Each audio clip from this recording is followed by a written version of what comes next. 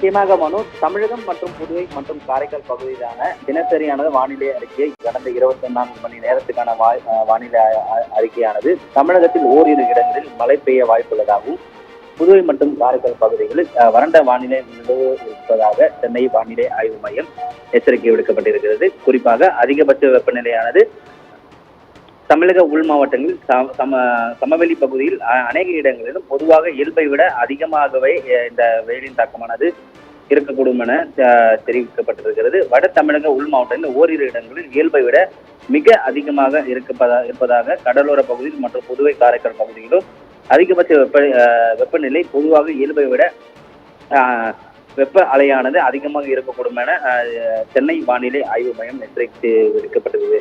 அதே போல கரூர் பரமதியில் 33.5 டிகிரி செல்சியஸிலும், அதாவது கூடுதலாக 7.2 டிகிரி செல்சியஸ் பதிவாகி இருக்கிறது. அதே போல ஈரோட்டில் 43.2 டிகிரி செல்சியஸும், அதாவது அந்த ஈரோட்டில் 5.7 செல்சியஸ் ஆனது கூடுதலாகவே இருந்து வருகிறது. திருச்சி விமான நிலையம் பொறுத்தவரை 47.7 டிகிரி கூடுதலாக 4.6 டிகிரி செல்சியஸ் மற்றும் மதுரை விமான நிலையத்தை பொறுத்தவரை பார்த்தோம்னா 42.2 டிகிரி செல்சியஸ், அதாவது 4.6 டிகிரி செல்சியஸ் இதுவரை பதிவாகி இருக்கிறது. அதிகபட்ச வெப்பநிலை பார்த்தோம்னா வேலூரில் 42.6 செல்சியஸும், திருத்தணியில 41.6 செல்சியஸும், திருப்பத்தூர்ல 41.4 செல்சியஸும், பாளையங்கோட்டையில 41.2 செல்சியஸ், அதே போல சேலம் மற்றும் மதுரையில 40.8 டிகிரி செல்சியஸ் அளவில் வெப்ப அலையானது பதிவாகி இருக்குது.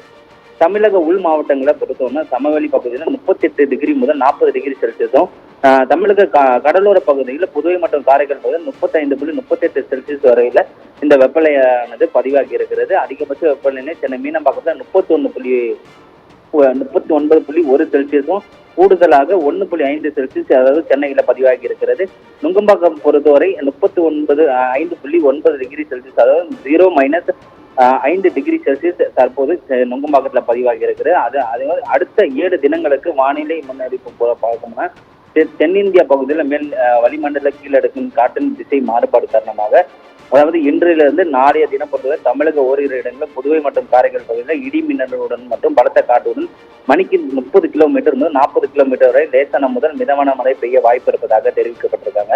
நீலகிரி, கோயம்புத்தூர், திருப்பூர், தேனி, திண்டுக்கல், விருதுநகர், தென்காசி, திருநெல்வேலி, ஈரோடு, சேலம், தர்மபுரி, கிருஷ்ணகிரி, வேலூர் மற்றும் திருப்பத்தூர் மாவட்டங்களில் அநேக இடங்களில் கனமழை பெய்ய வாய்ப்பு இருப்பதாக தெரிவிக்கப்பட்டது.